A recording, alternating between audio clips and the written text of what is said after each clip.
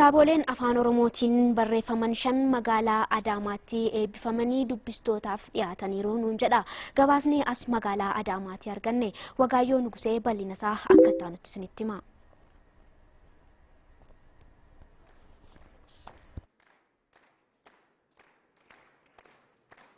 Kitaaboleen afaan Oromootiin barreeffamanii dubbistootaaf dhiyaatan kunneen barreessitoota garaagaraatiin kan barreeffamanidha. Mata dureewwan kitaabota eebbifaman kanneenis Hiree Galgalaa, Du'a Gurraacha, Jiruu moo Du'a, Duubaa immoo Biyya, Hordofa Seenaa fi Du'a Laga Abbayyaa irratti kan jedhanidha. Kitaabolee kanneen keessaa 3 isaanii asoosamoota afaan Oromooti. Kitaabni inni tokko kitaaba asoosamaa Agaataa Kiristii Days on the Nile jedhu Du'a Laga Abbayyaa irratti jedhamee afaan Oromootti kan hiikamedha. Kitaabni inni tokko garuu kitaaba qorannoo seenaati. Sirna eebba kitaabolee kana irratti kan argaman Dr. Gammachuu Magarsaa haasaa godhaniin uummanni Oromoo haalleen jiruuf jireenya isaa seenaa keessatti dabarse karaa garaagaraatiin ibsachuu ergi jalqabee kan ture ta'us ragaalee barreeffamaa hedduminaan hin qabu jedhan.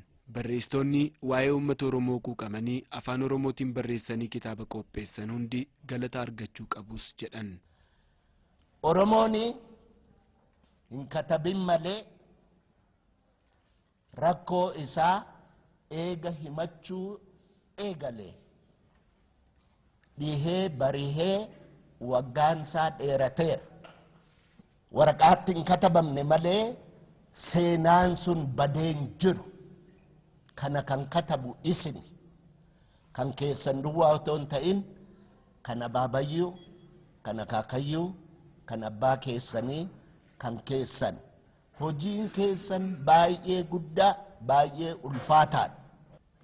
Ijoolleen har'a nu dura, nu hangafoota keessan dura afaan Oromootiin waan hamma kitaabaa ga'u qortanii 5 saa asitti dhiyeessitan kun gosa biraa gola biraa galata guddaadha qabdu ammallee galata argadhaan isiniin jedha. Ogbarruun afaan Oromoo yeroodhaa yerootti baay'inni isaa dabalaa jira. Sadarkaan qulqullinaa fi qabiyyee ogbarruuwwan kanneenis fooyya'aa jira jechuun kan hime ogeessa afaanii fi ogbarruu kan ta'e Beekan Gulummaati.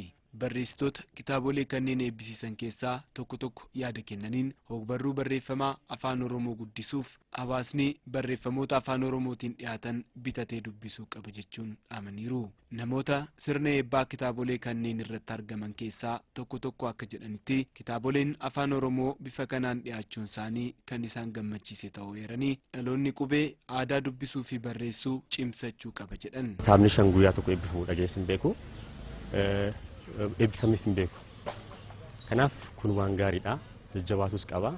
Haamilee barreessitoota kanaas immoo eeguuf atleastii uummanni keenya immoo dubbisuu aadaa godhatu qaba. Keessattuu qubee generation dubbisuu aadaa godhatu qaba.